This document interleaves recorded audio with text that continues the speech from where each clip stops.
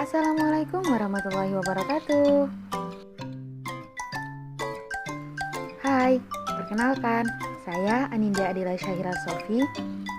Saya Muhammad Hanafi dan kami di sini akan menjelaskan mengenai teori Vygotsky.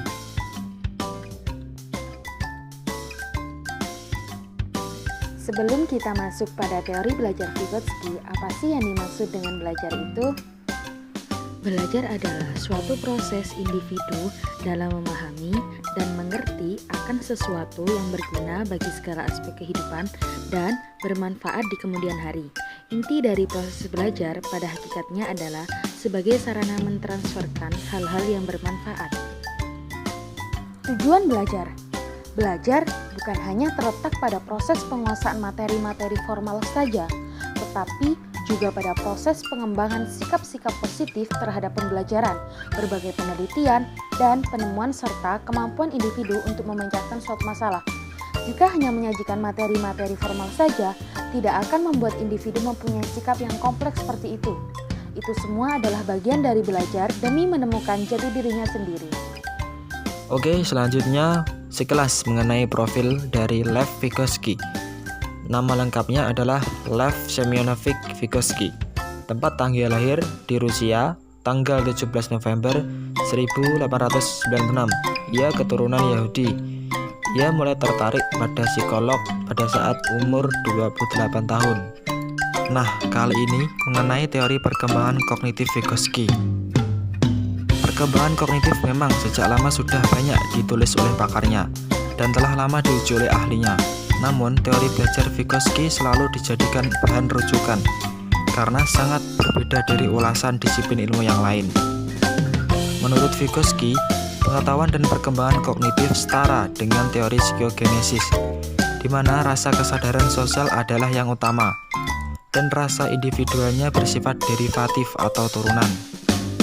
Ini berarti bahwa pengembangan kognitif individu dihasilkan dari sumber-sumber sosial di lingkungan luar dirinya.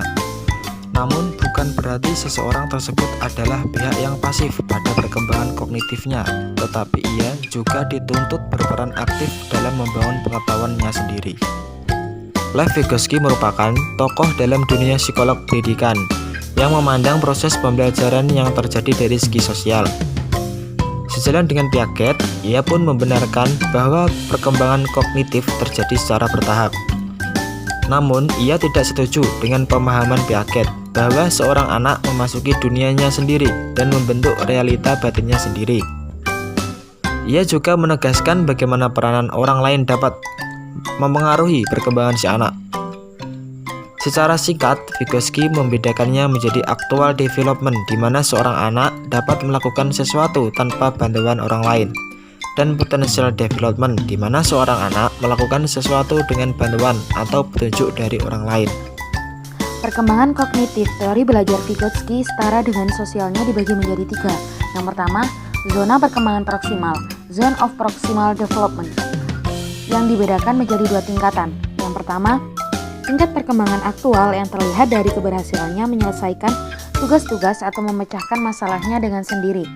Dan yang kedua, tingkat perkembangan potensial yang terlihat dari kemampuan seseorang dalam menyelesaikan tugas atau pemecahan masalah dengan bantuan orang lain. Dan yang kedua, hukum genetik tentang perkembangan atau genetic law of development, di mana kemampuan seseorang akan tumbuh melalui dua tataran. Yang pertama, tataran sosial lingkungan, dan yang kedua, tataran psikologis dalam dirinya. Kemudian, yang ketiga ialah mediasi. Mediasi dibagi menjadi dua, media metakognitif dan kognitif. Pertama, media metakognitif. Media metakognitif adalah berbagai alat semiotik yang digunakan untuk menjalani self-regulation atau pengaturan diri, yang terdiri dari self-planning, self-monitoring, self-checking, dan self-evaluation. Yang kedua, media kognitif. Media kognitif adalah berbagai alat kognitif untuk memecahkan masalah yang berhubungan dengan pengetahuan tertentu. Teori-teori Vygotsky sendiri dibentuk dari tiga ide utama. Pertama, intelektual berkembang dalam menghadapi ide-ide baru. Kedua, interaksi dengan orang lain menambah perkembangan intelektual.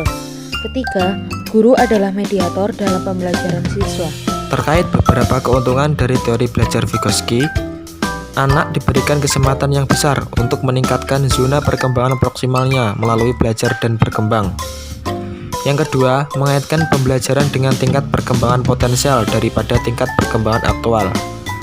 Dan perlunya strategi dalam mengembangkan kemampuan intermentalnya daripada intramentalnya. Yang keempat, kesempatan seluas-luasnya pada anak dalam mengintegrasikan pengetahuan deklaratif dengan pengetahuan prosedural yang dilakukan untuk mengerjakan tugas dan memecahkan masalah. Yang terakhir, proses belajar bukan hanya bersifat transversal, tetapi juga konstruksi, di mana pengetahuan dibangun antar sesama pihak yang terlibat. Sekian dari kami. Wassalamualaikum warahmatullahi wabarakatuh.